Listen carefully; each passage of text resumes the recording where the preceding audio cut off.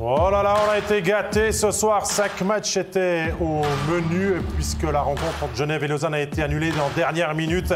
Et 5 matchs de très belle tenue avec certaines fessées.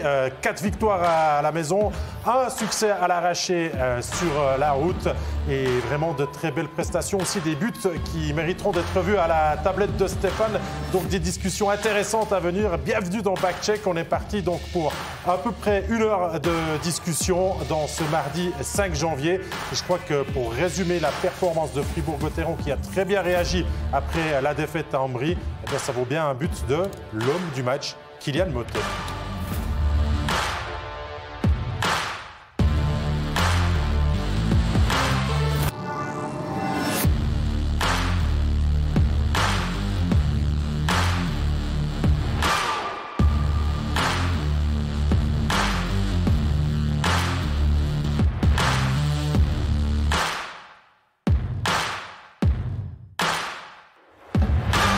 On y reviendra à ce succès de Fribourg-Gotteron contre le voisin, le HC Bienne. Mais laissez-moi commencer cette émission d'après-match par la rencontre entre Lugano et Langnau à la Corner Arena. Lugano se voulait de chercher un deuxième succès consécutif. Et face à des Emmentalois, eh bien, l'occasion, on va dire, sur le papier était belle. Et ça commence avec, on va dire, un but qui a pris du temps. Stéphane, je viens directement vers toi parce qu'il a dû être vu à la vidéo et que c'est un kick et qu'on sait que les kicks, on aime bien ça parce que ça fait discuter. Ben, ça fait discuter. Il y a eu ce but de Kylian Motet qui a fait longuement discuter, qui a été accordé, semble-t-il, à tort par les arbitres, même si ça se défendait. Alors, on essaie de simplifier le travail des arbitres cette année, mais on le complique à chaque année. En fait, partez du principe que vous avez le droit de marquer du patin dans la mesure où vous faites un truc incroyable avec le pied en arrière, en avant, un truc monstrueux là, de foot, là, genre un penalty au foot. On va y aller tout de suite. Regardez bien. Si ça, c'est pas un kick, dans mon livre à moi, c'est un kick, mais dans le livre des règlements en Suisse, c'est pas un kick. Regardez bien, Bodker, il est devant la cage ici. Il y aura une passe qui va sortir sur lui là. Sa canne ne sera même pas sur la glace. Regardez bien. On y va ici. Hop, attendez. Je reviens en arrière. J'ai pas le bon outil. On y va. Tac, regardez. Écoutez, si ça, c'est pas un kick, je sais pas ce que c'est un kick. Regardez. On peut leur montrer encore. C'est tellement évident pour moi. Dans mon livre, c'est... Voilà. Bon, Stéphane, on a 2 attaquants, anciens attaquants avec nous, à la Mieville, Florian Kuntz. Ben, j'aimerais avoir vos avis, Florian, pour commencer. Kick, pas kick. But, pas but. Non, mais bon, je pense que les images parlent d'elles-mêmes. Hein. Si ça, c'est pas un kick, j'ai de la peine à suivre. Il faut qu'on m'explique certaines choses. C'est vrai que ce serait intéressant là, d'avoir juste là l'avis des arbitres qui ont accordé ce but-là, parce que comme le dit Stéphane... Ben, on va nous dire... Moi, j'ai parlé avec le chef des arbitres de ça, en fait. C'est qu'eux... Moi, j'ai reçu un certain nombre de clips d'NHL, une dizaine de clips d'NHL que j'ai distribués ici à MySports, où en NHL, on dit que c'est un kick. Donc, on a une ligne plus sévère sur l'interprétation des kicks. Puis en Suisse, on dit que ça, c'est pas des kicks. Donc, partez du principe qu'on est le pays le plus permissif au monde. C'est peut-être la seule place, le seul domaine d'ailleurs. Pays le plus permissif au monde sur les kicks. Tout est bon du patin, à moins que ce soit un truc épouvantable que même ma mère pourrait avoir depuis son home au Canada. Bon, Alain, donc voilà. Vous aimez bien le foot. Ah. Bodker, là, il veut simplement se ramener le puck sur sa canne. Il se loupe un petit peu, mais ça finit au but. On peut jouer un petit peu de mauvaise foi, non? On peut. Tout est possible. Maintenant, mais vous le comprenez, ce but validé? J'aurais eu 1 ou 2 buts de plus dans ma carrière. Parce que des fois, on freinait, et puis on avait les patins comme ça. On freinait, on avait le but qui était annulé. Et là, on a le droit de faire un mouvement du pied. Maintenant, si la règle elle a changé, tant mieux pour les attaquants. Là, on voit très bien que on met le pied pour amener le puck au but. Si ça, c'est pas un kick, ben... Alors, les arbitres vont nous dire, et eux, ils se font taper dessus quand ils refusent un but dans ce genre-là. Donc, eux, ils appliquent le règlement comme on leur dit. Donc, il n'y a pas eu clairement le gros truc arrière, le gros truc avant. Donc, eux, ils se sont dit... Bon, le chef a dit, on applique les règles du chef. Non, Stéphane, on ne va pas s'éterniser non plus, parce que finalement, ce but, eh bien, certes, il va permettre à Lugano d'ouvrir le score, mais derrière, eh bien, les Bianconeri vont faire la différence dans cette rencontre, avec le 2-0 d'un joueur qui va se distinguer dans cette rencontre. Florian Kuntz, c'est Bertaggia qui s'amuse là un petit peu de la défense, même du gardien, pour marquer presque un but qui paraît facile comme ça. Il profite de pas mal d'accumulation d'erreurs. Ouais, c'est vrai qu'il fait paraître un petit peu ridicule le défenseur ainsi que le gardien de Langnau. Il passe le premier défenseur assez facilement. Poulenov sort un petit peu à contre-temps. Au lieu de ramasser tout ce qui bouge, il passe à travers le puck. Donc ça donne un but plutôt marrant à voir côté Luganais. Lugano va marquer en fin de jeu de puissance par Bertaggia, encore le 3-0, de quoi nous donner l'occasion pour les arbitres qui, si mes souvenirs sont bons, étaient romans à la Corner Alain, pour les voir à la vidéo ce but aussi, donc pour le 3-0. Pour quelle raison ils ont été voir? Parce que pour moi, je vois pas de. Il y avait un joueur qui. Il est devant, pour moi, il y a pas. Il était devant le gardien. Voilà, mais il y avait pas lieu il a été validé. d'être. Je crois qu'ils sont allés revoir le kick, non? Ils sont allés revoir le kick parce qu'ils ont eu des consignes qui avaient changé entre-temps. Non, mais vous seriez étonné des fois de savoir les messages qu'ils reçoivent des fois à toutes les périodes. Et puis, des fois, ça leur joue dans la tête aussi. Bon, le match se poursuit. Vous l'avez compris, ça va être une balade tranquille pour Lugano ce soir. On passe au 4-0. Burgler assiste Luca Fazzini. Pour le 4-0, il y aura le 5e derrière et Langnau réduira l'écart à 5-1. Voilà que c'est un match sans complication, Alain, pour la formation de Serge Pelletier. Tout à fait, ils ont bien joué ce soir. Et puis là, on voit que l'action, c'est vraiment une belle passe. Et puis, de nouveau, c'est une très très belle passe, un beau but, mais la défense, elle est aux fraises. Ouais, le 5-0 de Bertaggia qui va de son triplé à la faute, tout d'abord de Maxwell. Il va transformer le penalty, Florian. Bertaggia, c'est l'homme en forme, de Lugano. Triplé là, il a marqué dans les derniers matchs aussi. Il aide Lugano à réaliser ce bon début de saison quand même. Ils ont des matchs en moins. Ils sont toujours 4-5e au classement. Ouais, c'est vrai qu'ils sont. Voilà, on sent qu'ils vont jouer les avant-postes. Et puis là, Bertaggia s'étend, il tourne bien. On voit que ce soir, là, il marque le but sur penalty. C'est lui qui provoque la faute. Il se fait justice lui-même. Donc, crédit à lui. Petit bémol peut-être, si on doit en trouver un, c'est que Schlegel, sur ce très beau but de Flavio Schmutz, Stéphane ne peut pas réussir son 5e blanchissage de la saison. Oui, Schlegel qui est très bon aussi. On n'en parle pas beaucoup, mais depuis qu'il est parti de Berne, qui a été un peu comme un paria, il accumule les bonnes performances du côté de Lugano. Il est très, très, très solide, il faut le dire. Mais c'est un gardien de talent. On sait qu'il a du talent. Il est encore relativement jeune. Et moi, je reviens à ce que tu disais. C'est vrai qu'on sent que Lugano va jouer les avant-postes. C'est une très, très bonne équipe. Très bonne équipe. Moi, je pense qu'il faut compter avec Lugano dans le top 5 cette année. Mais Langnau restait sur 2 bons succès. Ils avaient gagné 5-3 contre les ZST, 4-3 contre Berne, Florian. Lugano ne les a pas pris à la légère et s'est permis ce match quand même assez facile finalement.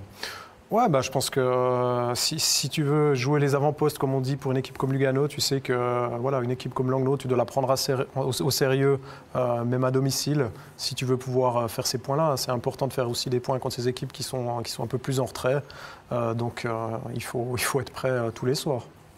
Succès tessinois donc à domicile. On passe à notre deuxième résumé. C'était notre match studio aujourd'hui.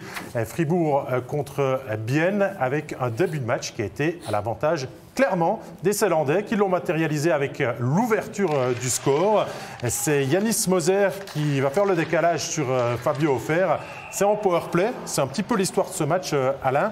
Et c'est fortement bien joué. Quel tir là, de la part de l'ancien joueur d'Ambri Piotta. Tout à fait. Là, ce soir, les 3 premiers buts du match ont été marqués en powerplay. Et là, on voit que c'est vraiment un bon jeu, une bonne passe et un très très bon shoot en pleine lucarne. Mieux que ça, on ne peut pas tellement. Non, et puis Berra, il est un petit peu gêné parce que Souter passe juste devant lui. Mais la vitesse du shoot, il ne pouvait pas faire grand-chose. Bon, c'est pas une surprise, Florian Kohns. On a les 2 meilleures équipes en jeu de puissance. Et elles se sont fait plaisir ce soir. Le 1-1 vient aussi d'une situation spéciale.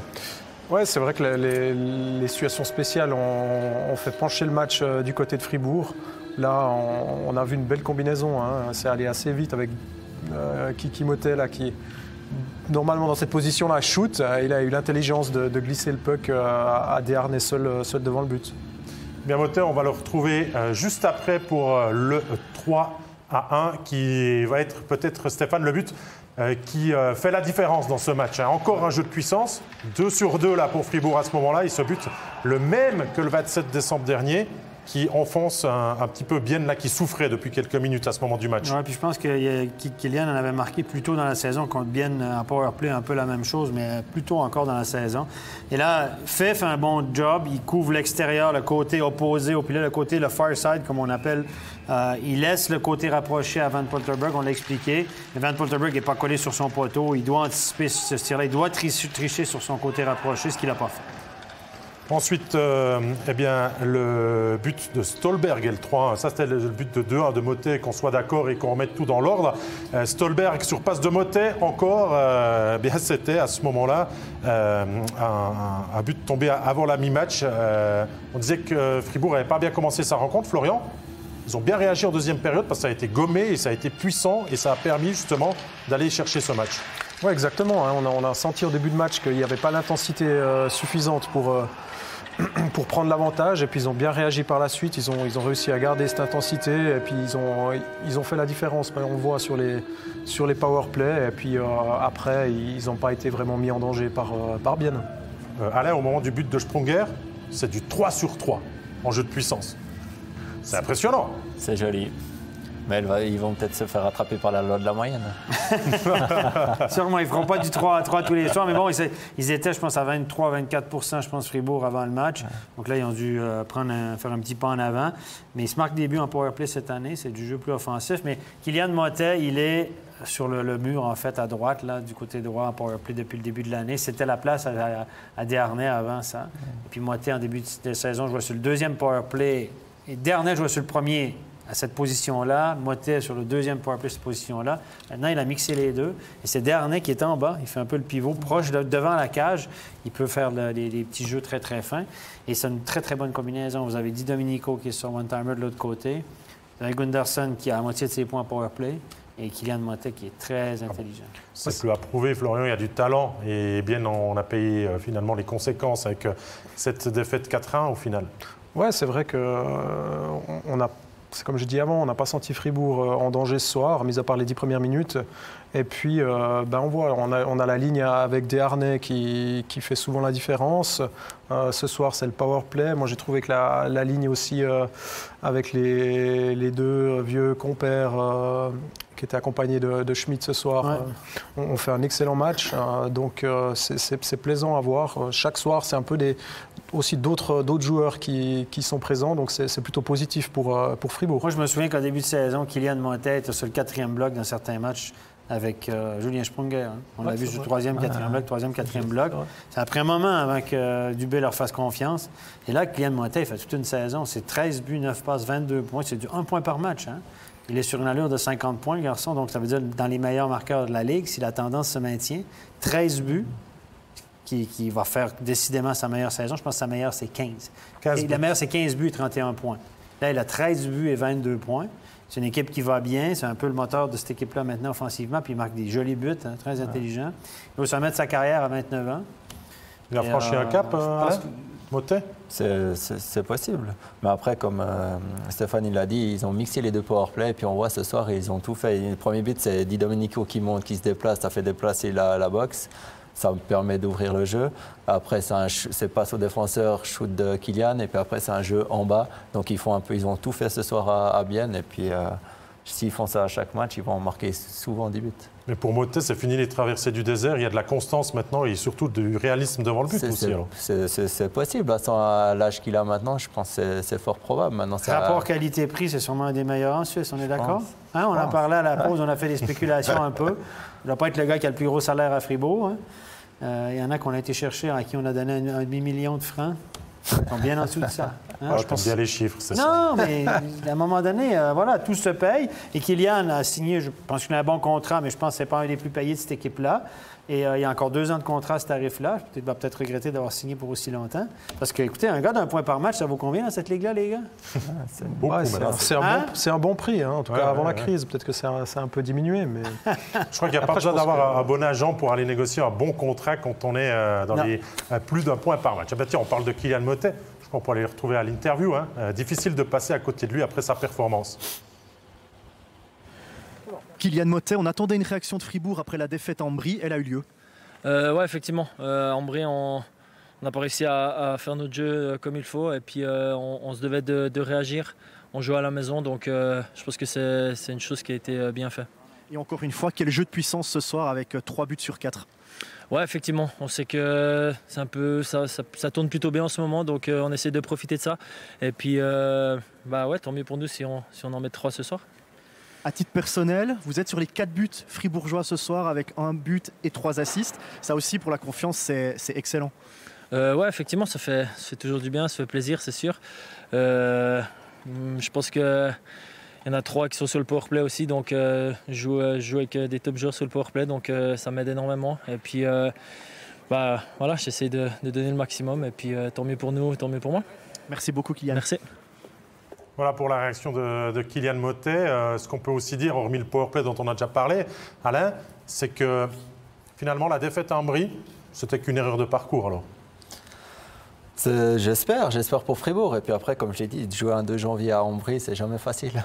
Moi, j'ai juste un petit truc à dire pour Fribourg. Là, je pense que la saison, c'est dans les prochains matchs qu'on va savoir si Fribourg est vraiment une équipe de tête, dans les 2-3 premiers, ou si Fribourg va... Parce que 9 des 11 prochains matchs, c'est contre des adversaires directs pour le haut de tableau. 2 contre Zug, 2 contre Zurich, 3 contre Genève, 1 contre Lugano et 1 contre Lausanne. Les 2 seuls matchs... facile, pas facile, mais contre des adversaires un peu moins dynamiques, c'est contre Davos et Rappi. Donc, 9 des 11 prochains matchs, c'est contre les top 3, top 4 équipes de cette ligue. Bon, on va jouer notre saison là, pourvu qu'il n'y ait pas de blessures et tout. C'est là qu'on va savoir où se situe vraiment Fribourg. Parce que jusqu'à maintenant, contre les top équipes, on parle d'une victoire référence contre Lausanne. Steph, moi, j'ai envie de dire qu'il les aborde au moins dans des excellentes conditions pour aller se situer avec les 6 victoires lors des 7 derniers matchs. C'est top pour aller jouer ces top matchs. C'est clair que là, la période qu'ils traversent avec le nombre de victoires qu'ils ont eues, ça les met en confiance. Maintenant, je rejoins aussi un petit peu ce que dit Stéphane. C'est clair que là, on a une période qui va être déjà très condensée, avec énormément de matchs contre des adversaires plutôt compliqués. Donc, ça va être aussi une bonne indication. Ils vont vraiment traverser cette période et puis on va voir comment ils vont ressortir de là. Réaction aussi après ce match d'un joueur du HC Bienne, celui qui porte le numéro 21. Jason Fuchs, vous étiez bien entré dans cette partie, c'est vous couvrez la marque, puis ensuite on a l'impression qu'il y a un peu tout qui s'écroule. Comment vous analysez ça? Ouais, je pense que le premier tiers était très bon. Je pense qu'on a bien joué, on a fait pratiquement tout juste, à part le but qu'on ressent en box-play. Et puis début du deuxième tiers était vraiment pas bon. Je pense que leur deuxième but nous a un peu tués. Et puis après le temps mort, c'était de nouveau mieux. On s'est créé des chances, mais on reste toujours qu'à un but contre Fribourg. Et puis c'est sûr qu'un but, ça suffit pas. C'est la 5e défaite en autant de matchs face à Fribourg cette saison. Pourquoi ça ne marche pas face aux Dragons? C'est une bonne question. Je pense qu'eux, ils jouent très simple. Et puis nous, au bout d'un moment, dès qu'on est derrière, on tente des choses. Et puis ça ne nous réussit pas forcément. Et puis eux ils marquent juste derrière. Donc... ouais, je pense qu'ils font du bon boulot contre nous et puis c'est à nous pour le dernier match de trouver la solution contre eux. Merci beaucoup. Merci. Oui, l'histoire de la bête noire dont on évoquait en avant-match se poursuit. Stéphane, j'ai envie de dire que Bienne n'a pas la même confiance que Fribourg non plus. C'est des résultats en dents de scie. Là, ça fait maintenant 2 défaites. Il y a une victoire, une défaite, 2 victoires. On n'arrive pas à enchaîner 3, 4, 5 gros matchs pour vraiment revenir, recoller. C'est ce que et ensuite peut-être... Quand tu as un mauvais début de saison, il faut qu'à un moment donné, tu aies une série de 4-5 victoires, ou 2 séries de 4 victoires, etc., pour vraiment rejoindre le groupe du haut, le milieu de classement, ou se rapprocher. Et là, Bienne, oui, il y a eu un peu de mieux. On a gagné ce match-là à Davos, etc., un peu par la... On a senti... Puis là, tout à coup, 2 défaites de suite. Mais là, ils jouent 7 matchs cette année, avec les matchs de solidarité, 7 matchs contre Bienne. Et puis, ils n'arrivent pas à gagner contre Bienne. C'est 5 défaites en 5 matchs contre Bienne cette année, contre Fribourg, c'est-à-dire Bienne contre Fribourg. On parle de Bienne. Il en reste 2. Donc, la série négative va se poursuivre. On en parlait. Avant, c'est 50 victoires, 25 défaites pour Fribourg entre les 2 équipes depuis 2008. Ça fait beaucoup. Ça fait 51-25. 51. Soyons juste dans les chiffres, juste. en effet. Allez, je vous présente le prochain match avec une énorme envie de découvrir ce qui va se passer. Parce que d'un côté, vous avez le CP Berne qui campe sur 5 défaites. De l'autre, vous avez Ambry Piotta qui est sur 5 défaites en 6 matchs, mais qui a gagné le dernier contre Fribourg. Un match important qui s'est déroulé à la Postfinance Arena. Et quand il y a peut-être de la nervosité et, on va dire, l'importance de gagner ces 3 points, Stéphane, ça se passe avec la tablette parce que ça a commencé ce match avec une histoire d'un but qui n'aurait peut-être pas dû compter. On a une situation de hors-jeu qui a été oubliée peut-être par les arbitres. Oui, par les arbitres. Et je suis étonné quand même qu'on n'ait pas, du côté d'Ambry, on n'ait pas été vraiment challengé cette décision-là. On va y aller sur la tablette, vous allez voir tout de suite ce qui se passe. Le puck est en train d'être passé ici. Donc le joueur va rentrer avec la rondelle et le hors-jeu va se passer ici en bas. Regardez, c'est Chervet, je pense en bas, ou je ne sais pas lequel. Regardez bien en haut ici. Tac. J'ai essayé d'arrêter, c'est assez compliqué. Juste au bon moment, regardez ici en bas. Vous voyez, il est hors jeu. Déjà, le joueur de Berne en bas de votre écran a clairement le pied en l'air. C'est même pas proche. Il a le pied en l'air et hop, au moment où il passe le rondelle en haut, on y va, tac. Pour moi, il n'y a aucune discussion possible, il y a hors-jeu. Et même, je ne suis même pas sûr que le porteur de la rondelle n'est pas hors-jeu lui-même. Parce que vous pouvez rentrer avec le puck en patinage arrière dans la mesure où vous prenez au moment où vous prenez le contrôle de la rondelle, vous devez avoir les 2 patins en zone neutre, c'est-à-dire en contact avec la ligne bleue. Puis je pense qu'il y a même un patin à l'intérieur au moment où il prend la... Donc, il y a peut-être hors-jeu lui-même, mais de l'autre côté, il y a quoi, un demi-mètre facile. Steph, ce qui se passe, c'est que sur la fin de l'action qu'on n'a pas montré, les joueurs d'Ambry sont pris de court. Ils vont concéder une faute, une pénalité. Et sur le power play, Florian Kohns, il ne va pas falloir 10 secondes à Berne pour pouvoir marquer avec leur capitaine Simon Moser. Ben oui, effectivement, c'est une petite chose après une petite chose, puis grande conséquence, on va dire. Et puis là, Berne a bien joué sur le power play. Moser, je pense qu'il a surpris un petit peu Tchatcho parce que c'est pas non plus dans son habitude d'être dans cette position et puis de shooter directement comme ça. On a plus tendance à le voir devant le but. Donc voilà, une jolie ouverture du score de la part de Berne sur ce power play là. Ça, c'est la 8e minute de jeu. Derrière, Berne va forcément profiter de cet élan et va doubler la mise à la Miéville. Encore un jeu de puissance, cette fois-ci avec la ligne des étrangers. C'est Britton, Olofsson et Jeffrey à la conclusion. Ouais, là aussi, on voit que c'est un jeu qui a bien été travaillé à l'entraînement, que c'est des choses qu'ils ont l'habitude de faire ensemble. Parce que, puis Ambry aussi, un peu trop passif sur le A4. Mais on voit que c'est vraiment un jeu qui est travaillé, qui est voulu. Donc, Berne, Florian, se réveille à ce moment grâce à son powerplay, on peut le dire comme ça. Grâce au retour aussi qu'il y avait au jeu de ce soir. Parce qu'il y avait 7 joueurs, quand même, par rapport au match de Lausanne. Je crois que ça, c'est une info quand même primordiale qu'il nous faut donner, qui était de retour. Donc, ça fait aussi la différence dans l'effectif d'un club comme le CP Berne. C'est clair. C'est sûr qu'avant le match, on attendait quand même une réaction de Berne. Et c'est une période compliquée pour eux. Ils ont eu les blessés. Là, ils avaient des retours. Tu joues Ambry à la maison. Tu te dois de gagner ce match-là. Donc, ils sont bien rentrés dedans. Ils ont, je dirais, maîtrisé leur sujet pour pas se faire trop peur. Pourtant, juste après la mi-match, un match, il y aurait pu y avoir justement dans la capitale, puisque Ambry va lui aussi répondre en jeu de puissance. Un petit peu la tendance de cette soirée, ces buts en situation spéciale si important. Joli vista de la part de Marco Müller, Stéphane. Oui, le tir est parfait dans un angle fermé. Il est sur le point d'engagement, on a décoché son tir. Ça prend un tir parfait pour battre le gardien.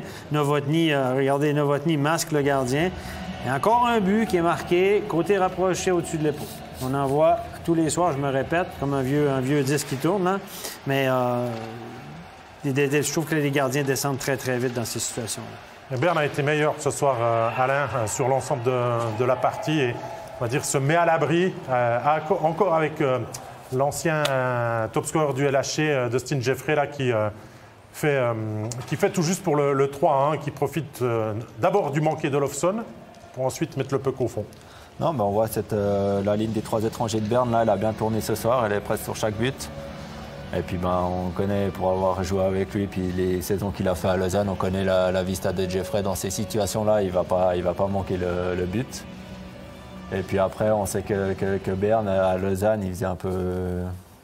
ça faisait bizarre de voir une équipe de Berne prendre autant de buts avec un effectif comme ils avaient là, avec autant de blessés, autant de jeunes joueurs, on n'a pas l'habitude de voir ça. Et puis là, on voit avec le retour de blessure que normalement, s'ils jouent leur jeu, jouer contre Ambry, ça ne devrait pas avoir de problème pour eux. C'était vu triche devant la cage, le jeune. Hein? Karunen à Lausanne n'a pas eu un bon départ. Et puis là, on fait confiance aux jeunes. Et je dis pourquoi pas. Tant qu'avoir une saison compliquée à Berne, autant y faire former un jeune gardien qui fait très bien. Hein? C'est presque du 92% le jeune. Bon. On le dit beaucoup de bien de lui. Tout n'est peut-être pas parfait. Florian Kuntz au CP Berne encore, même avec le succès d'aujourd'hui. Mais on met quand même fin à cette série négative de 5 défaites. Le dernier succès remontait au 3 décembre quand même. Hein. Oui, c'est vrai que c'est assez impressionnant. Puis c'est comme on a dit avant, c'était vraiment important pour eux de mettre un stop à cette hémorragie. Je pense qu'il ne doit pas faire bon s'entraîner là-bas. On connaît la pression puis les attentes qu'il y a à Berne, même s'il n'y a pas le public. C'est une équipe qu'on veut voir toutes les années dans le trio ou devant au classement. Donc, et ouais, il faut que ça continue. Et puis il va falloir encore changer les choses, je pense, pour améliorer puis continuer de grimper au classement surtout. Derby de Lac encore pour le 4e match de la soirée. Zurich face à Rapperswil. C'est la rencontre que l'on va vous résumer, on va dire peut-être assez rapidement, où les buts vont défiler. Parce que ça a été un festival au Hallenstadion ce soir avec le large succès des Lions face aux Lakers. Et pourtant, c'est bien Daniel Vukovic à Lamiéville qui marque son 3e but en 6 matchs. C'est lui, en ce moment, le top scorer du club ou bien? Ouais, peut-être il se découvre une nouvelle carrière de buteur. Non, mais c'est bien pour lui. Mais là, on voit aussi, c'est un très très bon shoot en haut dans la lucarne. Bien positionné. Et puis, j'espère que la série continue pour lui. Mais c'est pas un buteur, on va dire, habituel. Non. Bon, ça a vexé les Zurichois, cette ouverture du score, parce que 30 secondes après, c'est Dominique Diem qui va profiter d'un travail de Bodenman et de Troutman pour aller marquer le 1 partout. Et dès cet instant-là, Stéphane, il n'y a plus de match, c'est fini. Ouais, c'est rapide, ça fait 2 claques, ça va faire 2 claques, 2 derniers matchs. Là, ça commence à faire beaucoup de buts. Une équipe qui nous avait surpris en début d'année. Un beau tir, encore une fois, pleine lucarne. Un très, très beau jeu, bien orchestré. Mais c'est une équipe qu'on disait dur à battre en début d'année. Attention à Rapperswil, à la maison, ils sont redoutables, etc. Mais là, ils ne marquent le pas vraiment. Là. Et ça fait 14 buts encaissés lors des 2 derniers matchs. Seulement 2 marqués. Donc, ça fait pas beaucoup. Là, c'est le festival offensif. Là. Même Reto Sheppy marque des buts, vous vous rendez compte? Ce que j'allais dire, c'est que vous savez que vous allez passer une mauvaise soirée quand Sheppy marque, en fait, parce que ça faisait pile une année quasiment qu'il n'avait pas marqué de but. Florian, donc voilà, puis c'est pas encore les leaders naturels qui ont mis la main à la pâte dans ce match, ils vont arriver plus tard, les Bodenman, Hollenstein ou Andri Ghetto, donc là c'est déjà compliqué à ce moment-là. Ouais, c'est vrai que on voit, ça fait plaisir, même un joueur comme Reto Sheppy qu'un joueur d'équipe nationale qui a gagné de nombreux titres, on voit qu'il est quand même content de marquer son premier but de la saison, hein, ça fait toujours du bien. Ouais. Et puis je pense que ça fait plaisir aussi à l'équipe quand tu as un joueur comme ça qui marque son premier but. Bon, ça déroule ensuite, vous l'avez compris, hein, vous voyez le résultat en bas de la table où sont placés mes invités. C'est le powerplay ensuite de Zurich qui va amener le 3-1. Mais avant, on me dit que c'est la faute de Jelovac, en effet, qui amène ce jeu de puissance. Stéphane, le 2+10, sévère pour toi. Il y a premier contact, puis ensuite il le propulse contre la bande. Il le pousse, l'autre tombe, il le laisse tomber en avant, il en rajoute un peu. C'est une poussette, honnêtement. Là, si on commence à se filer des trucs comme ça, moi, je sais pas. Mais je suis dur? Est-ce que je suis trop dur? Non, moi je suis d'accord avec toi. Hein. On peut donner 2 minutes parce que ça reste dangereux. Il n'est pas forcément collé à la bande. Il pousse un petit peu, mais c'est pas très méchant. Hein. C'est pas 10, on va dire. Non. Ben, c'est automatique. Si tu donnes charge à la bande, tu es obligé de donner 2+10. Il n'y a pas le choix. Mais là, est-ce que c'est déjà une pénalité? Ça peut siffler. Après, on peut vivre avec, mais on peut vivre sans aussi. Hein? Exactement. Là, je suis sûr que vous aurez frustré cette faute, Alain, si vous en étiez... Complètement. Ça aurait été Stéphane Larvich, j'aurais été lui dire quelque chose. Il m'aurait dit quelque chose en passant. Il a dit, t'as raison, je ne suis pas d'accord, mais t'as toujours raison. T'as toujours raison. C'est sûrement la pression du public, dans l'enjeu, le match serré, ou je ne sais pas quoi, mais bon, bref. Ouais, mais pas match serré là, parce que derrière, on disait que quand Sheppy marque, vous savez que la soirée est compliquée. Alors qu'est-ce que vous dites quand c'est Johan Moran qui vient marquer? Parce que Moran, il n'avait toujours pas marqué dans sa nouvelle équipe des ZSC Lions, hein, lui l'ancien Zougois. Voilà, jolie cacahuète, Florian, pour marquer le 4-1. Ouais, c'est un peu la soirée des premières du côté de Zurich. Tant mieux pour ces joueurs-là. Hein. Je crois que Morand, il a une saison quand même relativement compliquée. Il n'a pas forcément le temps de jeu qu'il espérait peut-être avoir dans cette équipe-là. Donc ça va peut-être faire du bien au moral aussi. Bon, on vous disait qu'on allait vous faire défiler les buts, les voici. On va avoir coup sur coup Hollenstein, Bodenmann, Kruger, Andrighetto. Donc les leaders ont quand même bien terminé la rencontre pour soigner leurs statistiques. Moi, j'ai plus envie de discuter, Alain, sur l'ensemble de ce match. Finalement, est-ce que Zurich, qui restait sur 2 défaites, mais sur 8 succès avant, a repris, on va dire, son rythme normal ce soir? Ouais, je pense avec l'équipe qu'ils ont, je ne vais pas dire qu'ils n'ont pas le choix, mais c'est plus ou moins normal le nombre de victoires qu'ils ont. Et puis après, quand je vois les buts, là, il y a presque une classe de différence entre les 2 équipes. On dirait, je ne vais pas dire qu'ils ne jouent pas dans la même ligue, mais là, avec les erreurs défensives qu'il y a de Rapperswil, l'attaque de Zurich qu'ils ont,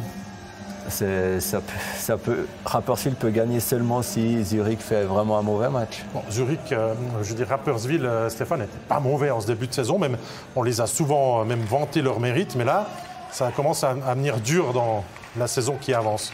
Sur la longueur, les moins bonnes équipes, les équipes qui ont des soucis à gauche et à droite, ça finit par ressortir. Hein. Sur la longueur, tu ne peux pas t'en sortir si tu n'as pas une équipe qui... Là, visiblement, les 2 derniers matchs, il y a beaucoup d'erreurs en défense. On accorde 6 buts contre Genève, on accorde 8 buts ce soir. Là. Ça commence à faire beaucoup. On a fait beaucoup dans la stabilité au niveau du coaching staff et tout, mais là, au niveau de la glace, ça devient compliqué. Puis quand tes gros canons ne marquent pas de but, Chervenka, on l'a pas trop vu ce soir.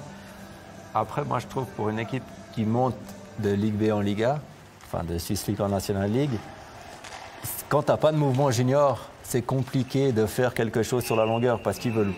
Après, quand on monte de Swiss League, il faut amener de l'argent pour amener des joueurs pour tenir la cadence. Là, il n'y en a pas beaucoup à part les étrangers.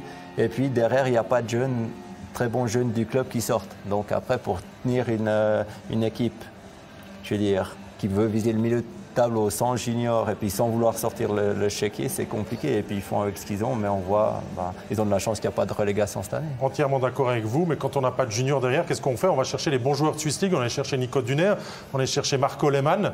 Ça marche plutôt bien, ils sont bons, mais ça suffit peut-être pas. Non, ça suffit pas encore. Après, il faut laisser, si je prends l'exemple de Bienne où j'ai joué, il faut 4-5 ans pour viser peut-être une fois les playoffs, mais ça prend du temps. Puis là, ils ont de la chance qu'ils peuvent, en guillemets, se permettre ça parce qu'il n'y a pas de relégation. Et pas encore la saison prochaine, donc ils pourront travailler juste, Rapperswil. Non, mais je pense que dans le fond, ils sont à leur place. Hein. C'est sûr qu'il ne faut pas que tous les soirs, ils prennent des 8-1 ou des 6-0. Maintenant, ils ont, comme l'a dit Stéphane, ils ont eu une bonne première partie de saison, assez régulière. Et puis là, ils rentrent un peu dans le rang. Je pense que ça va aussi être compliqué avec cette période qui arrive et puis plus de matchs. Maintenant, ils sont plus ou moins là où on les attendait. Hein. Dernier match à passer en revue, c'est Zug Davos. Là, la présentation est plus facile. C'est les 2 meilleures offensives du championnat qui se rencontraient. Donc, on s'attendait à du spectacle sur la glace de la Bossard Arena. On n'a pas été déçus puisque cette rencontre s'est fait l'auteur de 6 buts dans le temps des 65 minutes disputées. Ça commence par un premier but, le 9e de la saison de Gregory Hoffman. Fait parler son tir du poignet, Alain. C'est splendide et là, Robert Mayer ne peut pas grand-chose. Ah, tout à fait, on voit l'entrée de zone, elle est bien. Et puis après, Hoffman, il a un très très bon shoot du poignet et puis il est aussi bien placé dans la lucarne. C'est un peu le thème de ce soir. C'est son jeu de pied. Vous avez vu, son jeu de pied est incroyable. Il fait 2 petits pas, puis il réussit à s'ouvrir, puis se mettre en appui pour tirer. La différence, elle est là. Ouais, on répond du poignet par Turunen, Florian Kohns. Un joueur qu'on attendait vraiment comme un Messi du côté de Davos, qui commence peut-être à trouver son rythme. Ouais, c'est vrai que je crois que c'était surtout Raffiner qu'on a beaucoup parlé, qui l'a bien vendu, je dirais. Et puis on était quand même un petit peu déçus par rapport à son début de saison. Donc ça va un peu mieux maintenant. On verra la suite, puis on fera peut-être le bilan de ce joueur-là en fin de saison. Langenegger pour le 2-1, ça sera un but important marqué à la 25e minute de jeu. Là, Mayer ne peut pas grand-chose. La défense, par contre, un peu plus statique, Stéphane, là, sur la volonté de contourner le filet. 3 joueurs qui regardent la rondelle, puis le puck passe à travers les 3 joueurs. C'est le joueur de Zug de l'autre côté qui en hérite. Bon, le puck était sautillant à leur décharge, mais c'est souvent ça, tout le monde focalise sur la rondelle. C'est l'histoire de Davos cette saison. Stéphane, on reste vers toi. No goal, but annulé à la suite d'un vidéo review sur le 3-1 en faveur de Zug. Je veux avoir ton sentiment.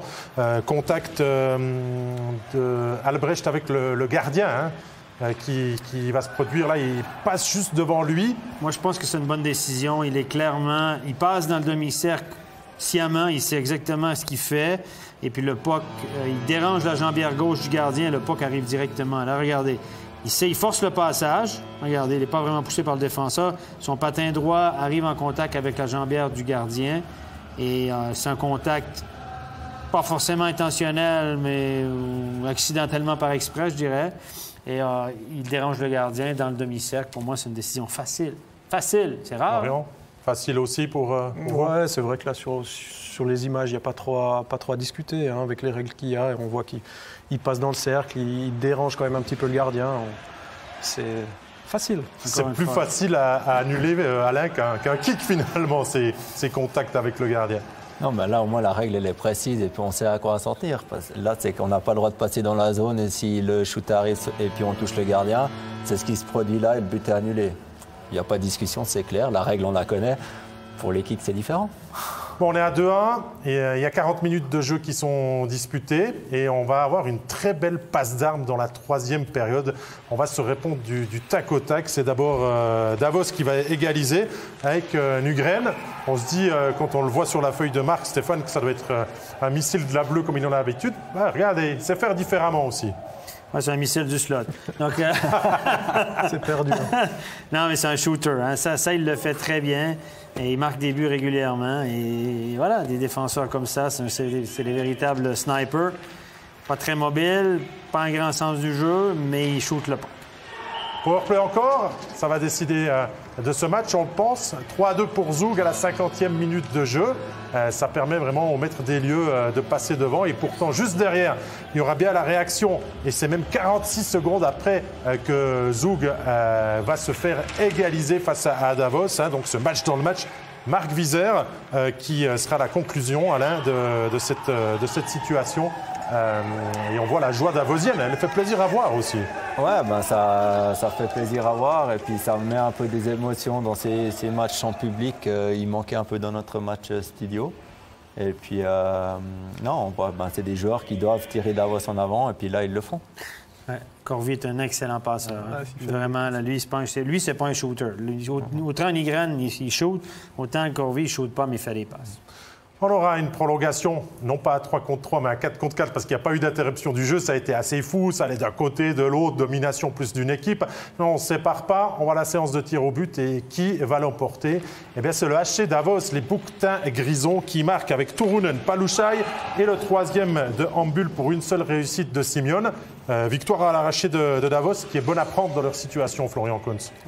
Oui, bien sûr, c'est clair que c'est des points importants pour Davos pour continuer de se battre et puis d'avancer au classement.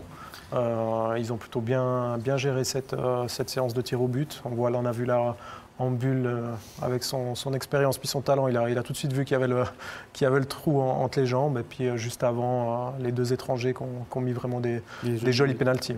Ouais. Puis Hollenstein n'est pas super bien paru dans les buts de Zug. Alain, je crois que vous avez un élément de réponse peut-être? Peut-être c'est les conseils du coach de Davos, mais après, je ne pense pas qu'il a mal paru. C'est surtout les joueurs de Davos qui ont bien tiré. Donc victoire du HC Davos dans cette 5e et dernière rencontre que l'on vous a résumée. On va donc pouvoir passer aux 3 étoiles.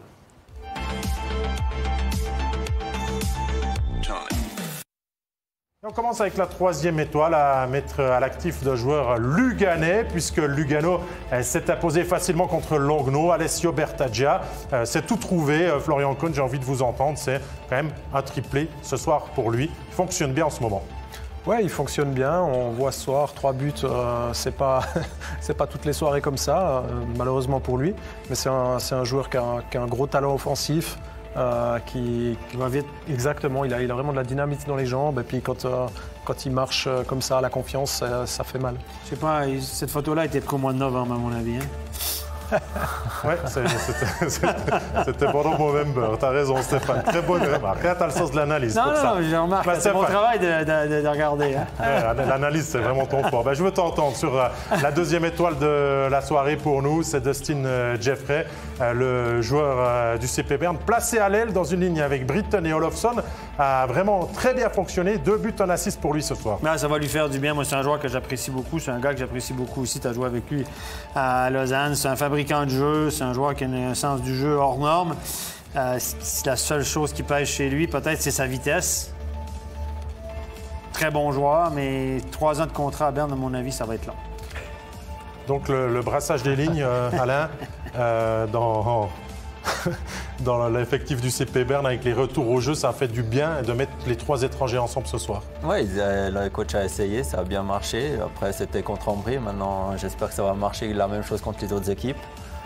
Mais Jeffrey, c'est clair que ça fait plaisir pour lui, que ça tombe bien pour lui, parce que c'est vraiment un bon gars aussi dans le vestiaire. Un bon gars dans le vestiaire. Ça, c'est bien. C'est des trucs qu'on dit souvent sur le plateau ici. Non seulement il est bon sur la glace, mais il est aussi bon dans le vestiaire. Ah, c'est très important. Ça compte. Ouais. Et ça, c'est un stade avancé, on ne le voit pas. Puis dans le vestiaire, est-ce que ça compte la performance aujourd'hui de Kylian Motet? Est-ce qu'on lui fait la fête à notre kiki national, comme on a l'habitude de l'appeler en terre fribourgeois? Je sais qu'ils sont nombreux, les fribourgeois, à nous avoir regardés aujourd'hui. Ouais. C'est 4 points, Florian Kreuns, pour lui. Il fait une saison XXL. Ouais, c'est vrai qu'une super soirée pour Kiki. Personnellement, c'est quelqu'un que j'apprécie beaucoup, donc je suis content pour lui.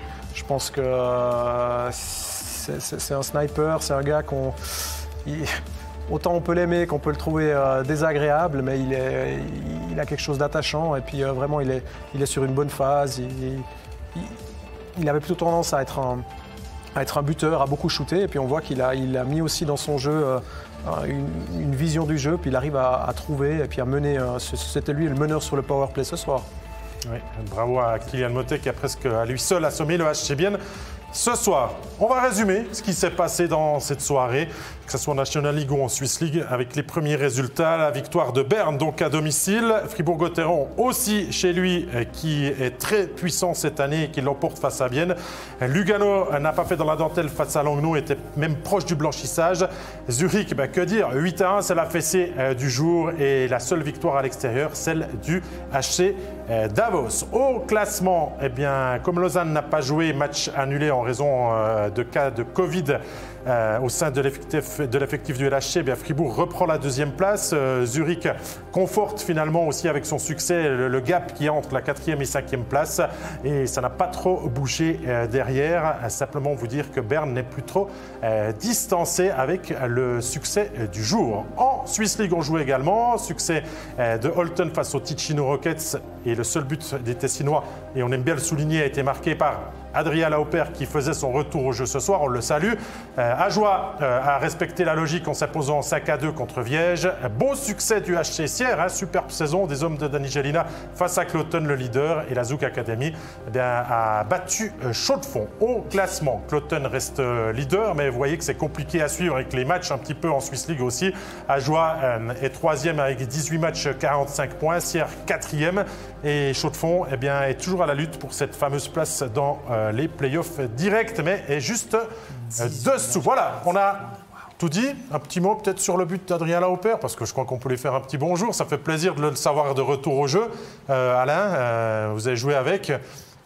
Et en plus buteur pour sa première, c'est pas mal ça. Non, exactement, ça fait plaisir. Ça fait plaisir qu'il puisse jouer, parce qu'il a eu quelques petits soucis pour pouvoir jouer. Là, qu'il puisse rejouer, qu'il puisse marquer, c'est en plus au Tessin. Il est content d'être là-bas et j'espère que ça va continuer. Qu'est-ce qui se passe si on brille avec les Ticino Rockets? On va jouer plus haut après, Florian?